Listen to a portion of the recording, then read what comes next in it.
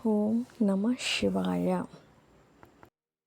ನಮ್ಮ ಚಾನೆಲ್ ವಿಡಿಯೋಗಳ ಹೆಚ್ಚಿನ ಮಾಹಿತಿಗಾಗಿ ಸಬ್ಸ್ಕ್ರೈಬ್ ಬಟನ್ಗೆ ಕ್ಲಿಕ್ ಮಾಡಿ ನಮ್ಮ ಚಾನೆಲ್ಗೆ ಸಬ್ಸ್ಕ್ರೈಬ್ ಮಾಡಿ. ಈ ವಿಡಿಯೋ ಇಷ್ಟವಾದಲ್ಲಿ ಲೈಕ್ ಮಾಡಿ, ಶೇರ್ ಮಾಡಿ ಹಾಗೂ ಕಮೆಂಟ್ ಮಾಡಿ. ವಾಣಿ ಡೇಟು 15/4/2026 ಪ್ರಾತಃ ಮುರಳಿ. ಓಂ ಶಾಂತಿ. ಪಾಪ್ದಾದ ಮಧುಬನ ಮಧುರ ಮಕ್ಕಳೇ, ನಿಮ್ಮ ಸ್ವಧರ್ಮ ಶಾಂತಿಯಾಗಿದೆ. ಸತ್ಯವಾದ ಶಾಂತಿಯು ಶಾಂತಿಧಾಮದಲ್ಲಿಯೇ ಸಿಗುತ್ತದೆ. ಈ ಮಾತನ್ನು ಎಲ್ಲರಿಗೂ ತಿಳಿಸಬೇಕು. ಸ್ವಧರ್ಮದಲ್ಲಿಯೇ ಸ್ಥಿತರಾಗಿರಬೇಕಾಗಿದೆ. ಪ್ರಶ್ನೆ: ಯಾವ ಜ್ಞಾನವು ಒಬ್ಬ ತಂದೆಯ ಬಳಿ ಇದೆ, ಅದನ್ನು ನೀವೀಗ ಓದುತ್ತಿದ್ದೀರಿ? ಉತ್ತರ: ಪಾಪ ಮತ್ತು ಪುಣ್ಯದ ಜ್ಞಾನ ತಂದೆಯ ಬಳಿ ಇದೆ. ಭಾರತವಾಸಿಗಳು ಯಾವಾಗ ತಂದೆಯನ್ನು ನಿಂದನೆ ಮಾಡಲು ತೊಡಗುವರೋ ಆಗ ಆತ್ಮವು ಪಾಪಾತ್ಮವಾಗುತ್ತದೆ. ಹಾಗೂ ತಂದೆ ಮತ್ತು ಡ್ರಾಮಾವನ್ನು ತಿಳಿದುಕೊಂಡಾಗ ಪುಣ್ಯಾತ್ಮರಾಗುತ್ತಾರೆ. ಈ ವಿದ್ಯೆಯನ್ನು ನೀವು ಮಕ್ಕಳು ಈಗಲೇ ಓದುತ್ತೀರಿ. ನಿಮಗೆ ತಿಳಿದಿದೆ, ಎಲ್ಲರಿಗೂ ಸದ್ಗತಿ ಕೊಡುವವರು ಒಬ್ಬರೇ ಆಗಿದ್ದಾರೆ. ಮನುಷ್ಯರು ಮನುಷ್ಯರಿಗೆ ಸದ್ಗತಿ ಅಥವಾ ಮುಕ್ತಿ, ಜೀವನ್ಮುಕ್ತಿಯನ್ನು ಕೊಡಲು ಸಾಧ್ಯವಿಲ್ಲ. ಗೀತೆ: ಈ ಪಾಪದ ಪ್ರಪಂಚದಿಂದ. ಓಂ ಶಾಂತಿ. ತಂದೆಯು ತಿಳಿಸುತ್ತಾರೆ, ಇದು ಪಾಪಾತ್ಮರ ಪ್ರಪಂಚವಾಗಿದೆ ಹಾಗೂ ಭಾರತವೇ ಪುಣ್ಯಾತ್ಮರ ಪ್ರಪಂಚವಾಗಿತ್ತು. ಎಲ್ಲಿ ದೇವಿ ದೇವತೆಗಳ ರಾಜ್ಯವಿತ್ತು, ಈ ಭಾರತ ಸುಖಧಾಮವಾಗಿತ್ತು. ಮತ್ಯಾವುದೇ ಖಂಡವಿರಲಿಲ್ಲ, ಒಂದೇ ಭಾರತವಿತ್ತು. ಸುಖ ಶಾಂತಿ ಸತ್ಯುಗದಲ್ಲಿತ್ತು. ಯಾವುದನ್ನು ಸ್ವರ್ಗವೆಂದು ಕರೆಯುತ್ತಿದ್ದರೂ ಇದು ನರಕವಾಗಿದೆ. ಭಾರತವೇ ಸ್ವರ್ಗವಾಗಿತ್ತು, ಈಗ ನರಕವಾಗಿದೆ. ನರಕದಲ್ಲಿ ಶಾಂತಿ ಸುಖ ಎಲ್ಲಿಂದ ಬರಲು ಸಾಧ್ಯ? ಕಲಿಯುಗಕ್ಕೆ ನರಕ ಎಂದು ಹೇಳಲಾಗುತ್ತದೆ. ಕಲಿಯುಗದ ಅಂತ್ಯವನ್ನು ರೌರವ್ ನರಕವೆಂದು ಕರೆಯಲಾಗುತ್ತದೆ, ದುಃಖಧಾಮವೆಂದು ಹೇಳಲಾಗುತ್ತದೆ. ಭಾರತವೇ ಸುಖಧಾಮವಾಗಿತ್ತು. ಯಾವಾಗ ಲಕ್ಷ್ಮೀ ನಾರಾಯಣರ ರಾಜ್ಯವಿತ್ತು, ಭಾರತವಾಸಿಗಳು ಪವಿತ್ರ ಗೃಹಸ್ಥ ಧರ್ಮದಲ್ಲಿದ್ದರು. ಪವಿತ್ರತೆಯೂ ಇತ್ತು, ಸುಖ ಶಾಂತಿಯೂ ಇತ್ತು, ಸಂಪತ್ತು ಸಮೃದ್ಧಿಯಾಗಿತ್ತು. ಈಗ ಅದೇ ಭಾರತ ಪತಿತವಾಗಿದೆ. ಎಲ್ಲರೂ ವಿಕಾರಿಗಳಾಗಿದ್ದಾರೆ. ಇದು ದುಃಖಧಾಮವಾಗಿದೆ. ಭಾರತ ಸುಖಧಾಮವಾಗಿತ್ತು ಮತ್ತು ನಾವು ಆತ್ಮಗಳು ಎಲ್ಲಿ ನಿವಾಸ ಮಾಡುತ್ತೇವೆಯೋ ಅದು ಶಾಂತಿಧಾಮವಾಗಿದೆ. ಶಾಂತಿಯು ಶಾಂತಿಧಾಮದಲ್ಲಿಯೇ ಸಿಗಲು ಸಾಧ್ಯ. ಆತ್ಮವು ಶಾಂತವಾಗಿ ಅಲ್ಲಿರಲು ಸಾಧ್ಯ. ಯಾವುದನ್ನು ಸ್ವೀಟ್ ಹೋಮ್, ನಿರಾಕಾರಿ ಪ್ರಪಂಚವೆಂದು ಹೇಳಲಾಗುತ್ತದೆ, ಅದು ಆತ್ಮಗಳ ಮನೆಯಾಗಿದೆ. ಅಲ್ಲಿ ಇರುವಾಗ ಆತ್ಮವು ಶಾಂತವಾಗಿರುತ್ತದೆ. ಬಾಕಿ ಶಾಂತಿಯು ಯಾವುದೇ ಕಾಡಿಗೆ ಹೋಗುವುದರಿಂದ ಸಿಗುವುದಿಲ್ಲ. ಶಾಂತಿಧಾಮವಂತೂ ಅದೇ ಆಗಿದೆ. ಸತ್ಯುಗದಲ್ಲಿ ಸುಖವೂ ಇರುತ್ತದೆ, ಶಾಂತಿಯೂ ಇರುತ್ತದೆ. ಈ ದುಃಖಧಾಮದಲ್ಲಿ ಶಾಂತಿ ಇರಲು ಸಾಧ್ಯವೇ ಇಲ್ಲ. ಶಾಂತಿಧಾಮದಲ್ಲಿ ಶಾಂತಿಯು ಸಿಗಲು ಸಾಧ್ಯ. ಸುಖಧಾಮದಲ್ಲಿ ಕರ್ಮವೂ ನಡೆಯುತ್ತದೆ. ಶರೀರದಿಂದ ಪಾತ್ರವನ್ನು ಅಭಿನಯಿಸಲಾಗುತ್ತದೆ. ಈ ದುಃಖಧಾಮದಲ್ಲಿ ಸುಖ ಶಾಂತಿ ಇರುವ ಒಬ್ಬ ಮನುಷ್ಯನೂ ಇಲ್ಲ. ಇದು ಭ್ರಷ್ಟಾಚಾರಿ ಪತಿತ ಧಾಮವಾಗಿದೆ. ಆದ್ದರಿಂದ ಪತಿತ ಪಾವನನನ್ನು ಕರೆಯುತ್ತಾರೆ. ಆದರೆ ತಂದೆಯನ್ನು ಯಾರೂ ತಿಳಿದುಕೊಳ್ಳದೆ ನಿರ್ಧನಿಕರಾಗಿ ಬಿಟ್ಟಿದ್ದಾರೆ. ಅನಾಥರಾಗಿರುವ ಕಾರಣ ಪರಸ್ಪರದಲ್ಲಿ ಜಗಳವಾಡುತ್ತಿರುತ್ತಾರೆ. ಎಷ್ಟೊಂದು ದುಃಖ, ಅಶಾಂತಿ, ಹೊಡೆದಾಟಗಳಿವೆ. ಇದು ರಾವಣ ರಾಜ್ಯವಾಗಿದೆ. ರಾಮರಾಜ್ಯವು ಬೇಕೆಂದು ಬಯಸುತ್ತಿದ್ದಾರೆ. ರಾವಣ ರಾಜ್ಯದಲ್ಲಿ ಸುಖವೂ ಇಲ್ಲ, ಶಾಂತಿಯೂ ಇಲ್ಲ. ರಾಮರಾಜ್ಯದಲ್ಲಿ ಸುಖ ಶಾಂತಿ ಎರಡೂ ಇರುತ್ತದೆ. ಪರಸ್ಪರದಲ್ಲಿ ಎಂದೂ ಜಗಳವಿರುವುದಿಲ್ಲ. ಅಲ್ಲಿ 5 ವಿಕಾರಗಳೇ ಇರುವುದಿಲ್ಲ. ಇಲ್ಲಿ 5 ವಿಕಾರಗಳು ಇವೆ. ಮುಖ್ಯವಾಗಿ ಮೊದಲನೆಯದು ದೇಹಾಭಿಮಾನವಾಗಿದೆ. ನಂತರ ಕಾಮ ಕ್ರೋಧ ವಿಕಾರವಾಗಿದೆ. ಭಾರತವು ಯಾವಾಗ ಸ್ವರ್ಗವಾಗಿತ್ತು ಆಗ ಈ ವಿಕಾರಗಳಿರಲಿಲ್ಲ. ಅಲ್ಲಿ ಎಲ್ಲರೂ ದೇಹಿ ಅಭಿಮಾನಿಗಳಾಗಿರುತ್ತಾರೆ. ಈಗ ಎಲ್ಲ ಮನುಷ್ಯರು ದೇಹಾಭಿಮಾನಿಗಳಾಗಿದ್ದಾರೆ. ದೇವತೆಗಳು ದೇಹಿ ಅಭಿಮಾನಿಗಳಾಗಿದ್ದರು. ದೇಹಾಭಿಮಾನ ಮನುಷ್ಯರು ಎಂದು ಯಾರಿಗೂ ಸುಖವನ್ನು ಕೊಡಲು ಸಾಧ್ಯವಿಲ್ಲ. ಒಬ್ಬರಿಗೊಬ್ಬರು ದುಃಖವನ್ನೇ ಕೊಡುತ್ತಾರೆ. ಲಕ್ಷಾಧೀಶ್ವರ ಕೋಟ್ಯಾಧೀಶ್ವರರು ಪದ್ಮಾಪತಿಗಳು ಸುಖಿಯಾಗಿದ್ದಾರೆಂದು ತಿಳಿದುಕೊಳ್ಳಬೇಡಿ. ಇದೆಲ್ಲವೂ ಮಾಯೆಯ ಆಡಂಬರವಾಗಿದೆ. ಇದು ಮಾಯೆಯ ರಾಜ್ಯವಾಗಿದೆ. ಈಗ ಈ ಮಾಯೆಯ ರಾಜ್ಯವನ್ನು ವಿನಾಶ ಮಾಡಲು ಮಹಾಭಾರತ ಯುದ್ಧ ಸನ್ಮುಖದಲ್ಲಿ ನಿಂತಿದೆ. ಇದರ ನಂತರ ಸ್ವರ್ಗದ ಬಾಗಿಲು ತೆರೆಯಲ್ಪಡುತ್ತದೆ. ಅರ್ಧ ಕಲ್ಪದ ನಂತರ ಮತ್ತೆ ನರಕದ ಬಾಗಿಲು ತೆರೆಯುತ್ತದೆ. ಈ ಮಾತುಗಳು ಯಾವುದೇ ಶಾಸ್ತ್ರಗಳಲ್ಲಿಲ್ಲ. ಭಕ್ತಿಯನ್ನು ಮಾಡುವುದರಿಂದ ಭಗವಂತನು ಸಿಗುತ್ತಾರೆ ಎಂದು ಭಾರತವಾಸಿಗಳು ಹೇಳುತ್ತಾರೆ. ತಂದೆಯು ತಿಳಿಸುತ್ತಾರೆ, ಭಕ್ತಿ ಮಾಡುತ್ತಾ ಮಾಡುತ್ತಾ ಕೆಳಗೆ ಬರುತ್ತೀರಿ. ಆಗ ನಾನು ಸ್ವರ್ಗದ ಸ್ಥಾಪನೆ ಅರ್ಥಾತ್ ಭಾರತವನ್ನು ಸ್ವರ್ಗವನ್ನಾಗಿ ಮಾಡಲು ಬರಬೇಕಾಗುತ್ತದೆ. ಭಾರತವು ಸ್ವರ್ಗವಾಗಿತ್ತು, ಅದು ನರಕವು ಹೇಗಾಯಿತು? ರಾವಣನು ಮಾಡಿದನು. ಗೀತೆಯ ಭಗವಂತನಿಂದ ರಾಜ್ಯ ಸಿಕ್ಕಿತು. 21 ಜನ್ಮ ಸ್ವರ್ಗದ ರಾಜ್ಯ ಮಾಡಿದಿರಿ. ನಂತರ ಭಾರತವು ದ್ವಾಪರದಿಂದ ಕಲಿಯುಗದಲ್ಲಿ ಬಂದು ಅರ್ಥಾತ್ ಇಳಿಯುವ ಕಲೆಯಲ್ಲಿ ಬಂದಿತು. ಆದ್ದರಿಂದ ಎಲ್ಲರೂ ಪತಿತ ಪಾವನ ಬನ್ನಿ ಎಂದು ಕರೆಯುತ್ತಾರೆ. ಪತಿತ ಮನುಷ್ಯರಿಗೆ ಸುಖ ಶಾಂತಿ ಪತಿತ ಪ್ರಪಂಚದಲ್ಲಿ ಸಿಗಲು ಸಾಧ್ಯವೇ ಇಲ್ಲ. ಎಷ್ಟೊಂದು ದುಃಖಗಳನ್ನು ಅನುಭವಿಸುತ್ತಾರೆ. ಇಂದು ಹಣದ ಕಳ್ಳತನವಾಯಿತು, ಒಬ್ಬರು ದಿವಾಳಿಯಾದರು, ಇಂದು ರೋಗಿಯಾದರೂ ದುಃಖವಿದೆ. ಈಗ ನೀವು ಸುಖ ಶಾಂತಿಯ ಆಸ್ತಿಯನ್ನು ಪಡೆಯಲು ಪುರುಷಾರ್ಥ ಮಾಡುತ್ತಿದ್ದೀರಿ. ತಂದೆಯಿಂದ ಸ್ವರ್ಗದ ಆಸ್ತಿಯನ್ನು ಪಡೆಯಲು ಪುರುಷಾರ್ಥ ಮಾಡುತ್ತಿದ್ದೀರಿ. ಸದಾ ಸುಖಿಯನ್ನಾಗಿ ಮಾಡುವವರು ಒಬ್ಬ ತಂದೆಯೇ ಆಗಿದ್ದಾರೆ. ಸದಾ ದುಃಖಿಯನ್ನಾಗಿ ಮಾಡುವವರು ರಾವಣನಾಗಿದ್ದಾನೆ. ಈ ಮಾತುಗಳು ಭಾರತವಾಸಿಗಳಿಗೆ ಗೊತ್ತಿಲ್ಲ. ಸತ್ಯುಗದಲ್ಲಿ ದುಃಖದ ಮಾತೇ ಇರುವುದಿಲ್ಲ. ಅಲ್ಲಿ ಎಂದೂ ಅಳಬೇಕಾಗಿಲ್ಲ. ಸದಾ ಸುಖವಿರುತ್ತದೆ. ಅಲ್ಲಿ ದೇಹಾಭಿಮಾನ ಅಥವಾ ಕಾಮ, ಕ್ರೋಧ ಇತ್ಯಾದಿಗಳಿರುವುದಿಲ್ಲ. ಎಲ್ಲಿಯವರೆಗೆ ಈ 5 ವಿಕಾರಗಳ ದಾನ ಮಾಡುವುದಿಲ್ಲವೋ ಅಲ್ಲಿಯವರೆಗೂ ದುಃಖದ ಗ್ರಹಣ ಬಿಟ್ಟು ಹೋಗುವುದಿಲ್ಲ. ದಾನ ಕೊಟ್ಟರೆ ಗ್ರಹಣ ಬಿಟ್ಟು ಬಿಡುತ್ತದೆ ಎಂದು ಹೇಳುತ್ತಾರಲ್ಲವೇ? ಈ ಸಮಯದಲ್ಲಿ ಭಾರತವನ್ನು 5 ವಿಕಾರಗಳ ರೂಪಿ ಗ್ರಹಣ ಹಿಡಿದಿದೆ. ಎಲ್ಲಿಯವರೆಗೆ 5 ವಿಕಾರಗಳ ದಾನ ಮಾಡುವುದಿಲ್ಲವೋ ಅಲ್ಲಿಯವರೆಗೂ 16 ಕಲಾ ಸಂಪೂರ್ಣರಾಗಲು ಸಾಧ್ಯವಿಲ್ಲ. ತಂದೆಯು ಎಲ್ಲರ ಸದ್ಗತಿ ದಾತನಾಗಿದ್ದಾರೆ. ಗುರುವಿಲ್ಲದೆ ಸದ್ಗತಿ ಇಲ್ಲ ಎಂದು ಹೇಳುತ್ತಾರೆ. ಆದರೆ ಗತಿಯ ಅರ್ಥವನ್ನು ತಿಳಿದುಕೊಂಡೇ ಇಲ್ಲ. ಮನುಷ್ಯರ ಗತಿ ಸದ್ಗತಿ ಎಂದರೆ ಮುಕ್ತಿ, ಜೀವನ್ಮುಕ್ತಿ. ಯಾವುದನ್ನು ತಂದೆಯೇ ಕೊಡಲು ಸಾಧ್ಯ? ಈ ಸಮಯದಲ್ಲಿ ಎಲ್ಲರ ಸದ್ಗತಿಯಾಗಬೇಕಾಗಿದೆ. ದೆಹಲಿಯನ್ನು ಹೊಸ ದೆಹಲಿ, ಹಳೆಯ ದೆಹಲಿ ಎಂದು ಹೇಳುತ್ತಾರೆ. ಆದರೆ ಅದು ಹೊಸದಲ್ಲ. ಹೊಸ ಪ್ರಪಂಚದಲ್ಲಿ ಹೊಸ ದೆಹಲಿ ಇರುತ್ತದೆ. ಹಳೆಯ ಪ್ರಪಂಚದಲ್ಲಿ ಹಳೆಯ ದೆಹಲಿ ಇದೆ. ಅವಶ್ಯವಾಗಿ ಜಮುನಾ ತೀರವಿತ್ತು. ದೆಹಲಿ ಫರಿಷ್ತಾನವಾಗಿತ್ತು. ಸತ್ಯುಗವಾಗಿತ್ತಲ್ಲವೇ? ದೇವಿ ದೇವತೆಗಳ ರಾಜ್ಯಭಾರ ಮಾಡುತ್ತಿದ್ದರು. ಈಗಂತೂ ಹಳೆಯ ಪ್ರಪಂಚ ಹಳೆಯ ದೆಹಲಿಯಾಗಿದೆ. ಹೊಸ ದೆಹಲಿಯಲ್ಲಿ ಈ ಲಕ್ಷ್ಮೀ ನಾರಾಯಣರ ರಾಜ್ಯವಿತ್ತು. ಭಾರತವಾಸಿಗಳು ಇದನ್ನು ಮರೆತು ಹೋಗಿದ್ದಾರೆ.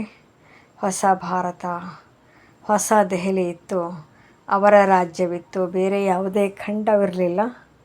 ಇದು ಯಾರಿಗೂ ತಿಳಿದಿಲ್ಲ. ಇದನ್ನು ಸರ್ಕಾರದವರು ಓದಿಸುವುದಿಲ್ಲ. ಇದೂ ಗೊತ್ತಿದೆ. ಇದು ಅಪೂರ್ಣ ಇತಿಹಾಸವಾಗಿದೆ. ಯಾವಾಗಿನಿಂದ ಇಸ್ಲಾಮಿ ಬೌದ್ಧಿಯರು ಬಂದರೂ ಲಕ್ಷ್ಮೀ ನಾರಾಯಣರ ರಾಜ್ಯದ ಬಗ್ಗೆ ಯಾರಿಗೂ ಗೊತ್ತಿಲ್ಲ. ಇಡೀ ಸೃಷ್ಟಿಯ ಚಕ್ರವು ಹೇಗೆ ಸುತ್ತುತ್ತದೆ ಎಂದು ತಂದೆಯು ತಿಳಿಸುತ್ತಾರೆ. ಯಾವಾಗ ಭಾರತ ಸ್ವರ್ಗವಾಗಿತ್ತು, ಆಗ ಚಿನ್ನದ ಯುಗವಾಗಿತ್ತು. ನೋಡಿ ಈಗ ಅದೇ ಭಾರತವು ಏನಾಗಿದೆ. ಭಾರತವನ್ನು ಪುನಃ ವಜ್ರ ಸಮಾನವನ್ನಾಗಿ ಯಾರು ಮಾಡುವರು? ನೀವು ಪಾಪವನ್ನು ಮಾಡಿದಾಗ ನಾನು ಪುಣ್ಯಾತ್ಮರನ್ನಾಗಿ ಮಾಡಲು ಬರುತ್ತೇನೆಂದು ತಂದೆಯು ತಿಳಿಸುತ್ತಾರೆ. ಇದು ಮಾಡಲ್ಪಟ್ಟ ಡ್ರಾಮಾ ಆಗಿದೆ. ಇದನ್ನು ಯಾರೂ ತಿಳಿದುಕೊಂಡಿಲ್ಲ. ಈ ಜ್ಞಾನವನ್ನು ತಂದೆಯ ವಿನಃ ಯಾರೂ ಕೊಡಲು ಸಾಧ್ಯವಿಲ್ಲ. ತಂದೆಯು ಜ್ಞಾನ ಸಾಗರನಾಗಿದ್ದಾರೆ. ಅವರೇ ಬಂದು ಓದಿಸುತ್ತಾರೆ. ಮನುಷ್ಯನು ಮನುಷ್ಯನಿಗೆ ಎಂದೂ ಸದ್ಗತಿಯನ್ನು ಕೊಡಲು ಸಾಧ್ಯವಿಲ್ಲ. ಯಾವಾಗ ದೇವಿ ದೇವತೆಗಳಿದ್ದರೋ ಆಗ ಒಬ್ಬರಿಗೊಬ್ಬರು ಸುಖವನ್ನೇ ಕೊಡುತ್ತಿದ್ದರು. ಯಾವುದೇ ರೋಗಿಗಳಾಗಲಿ ಇರಲಿಲ್ಲ. ಇಲ್ಲಿ ಎಲ್ಲರೂ ರೋಗಿಗಳೇ ಆಗಿದ್ದಾರೆ. ಈಗ ತಂದೆಯು ಪುನಃ ಸ್ವರ್ಗವನ್ನಾಗಿ ಮಾಡಲು ಬಂದಿದ್ದಾರೆ. ತಂದೆಯು ಸ್ವರ್ಗವನ್ನಾಗಿ ಮಾಡುತ್ತಾರೆ, ರಾವಣನು ನರಕವನ್ನಾಗಿ ಮಾಡುತ್ತಾನೆ. ಈ ಆಟವನ್ನು ಯಾರೂ ತಿಳಿದುಕೊಂಡಿಲ್ಲ. ಶಾಸ್ತ್ರಗಳ ಜ್ಞಾನವಾಗಿದೆ. ಫಿಲಾಸಫಿ, ಭಕ್ತಿ ಮಾರ್ಗ ಅದ್ಯಾವುದೇ ಸದ್ಗತಿಯ ಮಾರ್ಗವಲ್ಲ. ಇದು ಯಾವುದೇ ಶಾಸ್ತ್ರಗಳ ಫಿಲಾಸಫಿ ಅಲ್ಲ. ತಂದೆಯು ಯಾವುದೇ ಶಾಸ್ತ್ರಗಳನ್ನು ತಿಳಿಸುವುದಿಲ್ಲ. ಇದು ಆಧ್ಯಾತ್ಮಿಕ ಜ್ಞಾನವಾಗಿದೆ. ತಂದೆಯನ್ನು ಸ್ಪಿರಿಚುವಲ್ ಫಾದರ್ ಎಂದು ಕರೆಯಲಾಗುತ್ತದೆ. ಅವರು ಎಲ್ಲ ಆತ್ಮಗಳ ತಂದೆಯಾಗಿದ್ದಾರೆ. ತಂದೆಯು ಮನುಷ್ಯ ಸೃಷ್ಟಿಯ ಬೀಜ ರೂಪವಾಗಿರುವುದರಿಂದ ಜ್ಞಾನ ಸಾಗರನಾಗಿದ್ದಾರೆ. ಈ ಮನುಷ್ಯ ಸೃಷ್ಟಿರೂಪಿ ವೃಕ್ಷದ ಆಯುಷ್ಯು ಎಷ್ಟಿದೆ, ಹೇಗೆ ವೃದ್ಧಿಯಾಗುತ್ತದೆ ಮತ್ತು ಹೇಗೆ ಭಕ್ತಿ ಪ್ರಾರಂಭವಾಗುತ್ತದೆ, ಇದೆಲ್ಲವನ್ನು ನಾನು ತಿಳಿದುಕೊಂಡಿದ್ದೇನೆ. ನೀವು ಮಕ್ಕಳಿಗೆ ಜ್ಞಾನವನ್ನು ಕೊಟ್ಟು ಸ್ವರ್ಗದ ಮಾಲೀಕರನ್ನಾಗಿ ಮಾಡುತ್ತೇನೆ.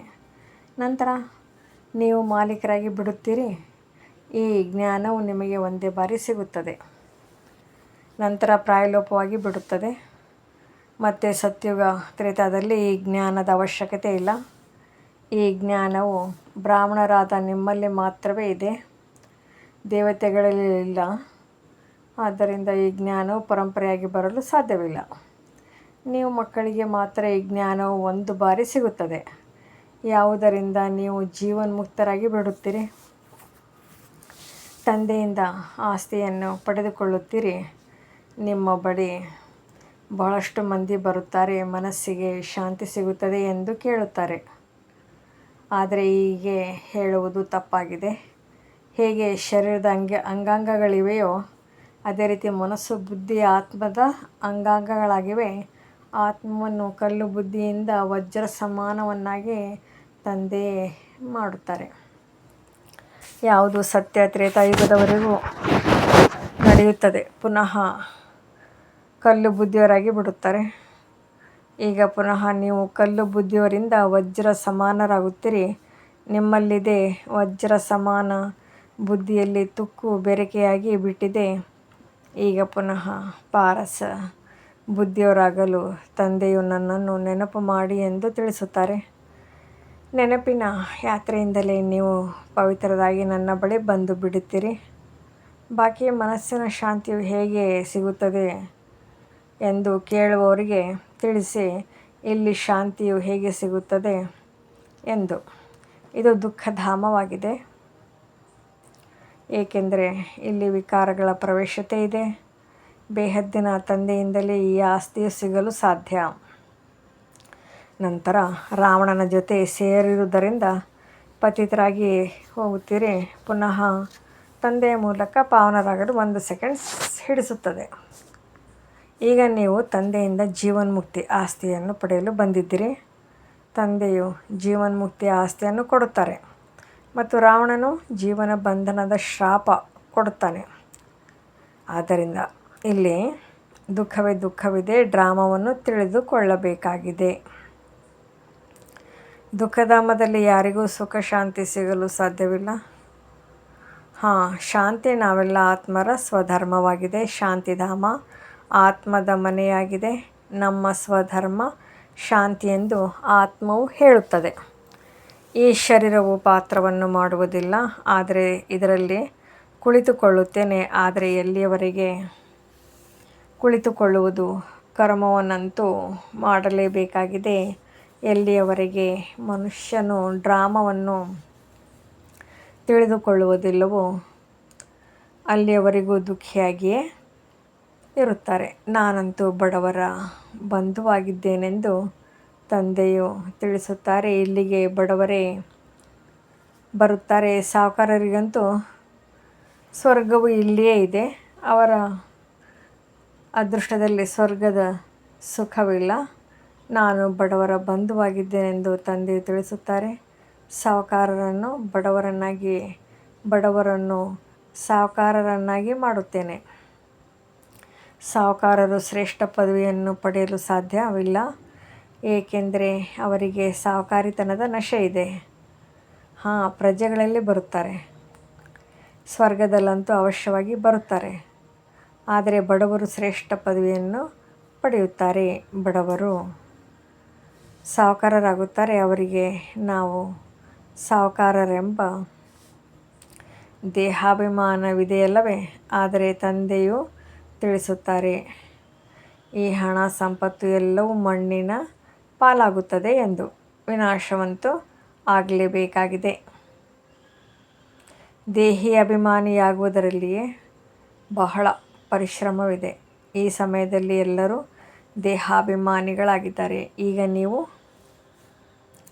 ದೇಹಿ ಅಭಿಮಾನಿಯಾಗಬೇಕಾಗಿದೆ.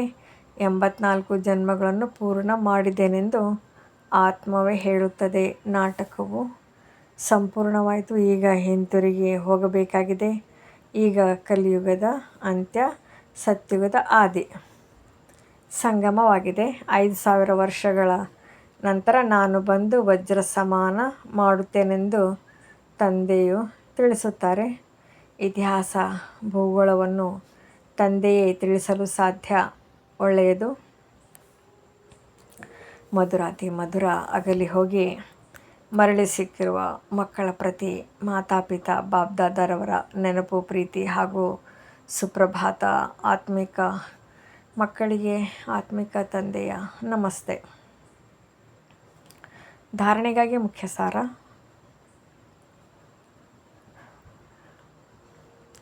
ತಂದೆಯಿಂದ ಜೀವನ್ಮುಕ್ತಿಯ ಆಸ್ತಿಯನ್ನು ಪಡೆಯಲು ಅವಶ್ಯವಾಗಿ ಪಾವನರಾಗಬೇಕಾಗಿದೆ.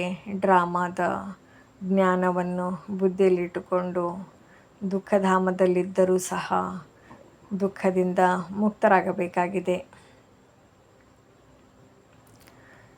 ಧನ, ಸಂಪತ್ತು ಅಥವಾ ಸಾಹುಕಾರಿತನದ ನಶೆಯನ್ನು ಬಿಟ್ಟು ದೇಹಿ ಅಭಿಮಾನಿಯಾಗುವ ಪುರುಷಾರ್ಥ ಮಾಡಬೇಕಾಗಿದೆ.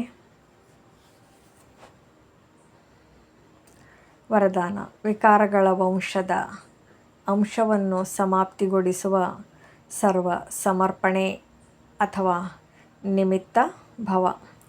ಯಾರು ಅಂತಿಮ ಸಮಯಕ್ಕಾಗಿ ಹಳೆಯ ಸಂಸ್ಕಾರಗಳ ಆಸ್ತಿಯನ್ನು ಪಕ್ಕದಲ್ಲಿಟ್ಟಿರುತ್ತಾರೆಯೋ ಅವರನ್ನು ಮಾಯೆಯು ಒಂದಲ್ಲ ಒಂದು ರೂಪದಿಂದ ಹಿಡಿದುಕೊಂಡು ಬಿಡುತ್ತದೆ. ಹಳೆಯ ರಿಜಿಸ್ಟರನ್ನು ಚಿಕ್ಕದಾದ ತುಂಡು ಇಷ್ಟಿದ್ದರೂ ಹಿಡಿದು ಬಿಡುತ್ತದೆ. ಮಾಯೆಯು ಬಹಳ ತೀಕ್ಷ್ಣವಾಗಿದೆ. ಅದರ ಕ್ಯಾಚಿಂಗ್ ಪವರ್ ಕಡಿಮೆಯೇ ಏನಿಲ್ಲ. ಆದ್ದರಿಂದ ವಿಕಾರಗಳ ವಂಶದ ಅಂಶವನ್ನು ಕೂಡ ಸಮಾಪ್ತಿಗೊಳಿಸಿರಿ. ಯಾವುದೇ ಮೂಲೆಯಲ್ಲಿಯೂ ಹಳೆಯ ಖಜಾನೆಗಳ ಚಿಹ್ನೆಯು ಅಂಶದಷ್ಟು ಇರಬಾರದು. ಇದಕ್ಕೆ ಸರ್ವ ಸಮರ್ಪಣೆ, ನಿಮಿತ್ತ ಅಥವಾ ಯಜ್ಞ, ಸೇಹಿ, ಸಹಯೋಗಿ ಎಂದು ಹೇಳಲಾಗುತ್ತದೆ. ಸ್ಲೋಗನ್: ಯಾವುದೇ ವಿಶೇಷತೆಯ ಕಾರಣದಿಂದ ವಿಶೇಷ ಸ್ನೇಹಿಯಾಗಿ ಬಿಡುವುದು ಇದು ಸಹ ಸೆಳೆತವಾಗಿದೆ.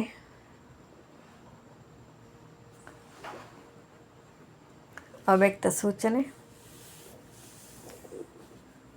ಮಹಾನರಾಗಲು ಮಧುರತೆ ಮತ್ತು ನಮ್ರತೆಯ ಗುಣ ಧಾರಣೆ ಮಾಡಿ.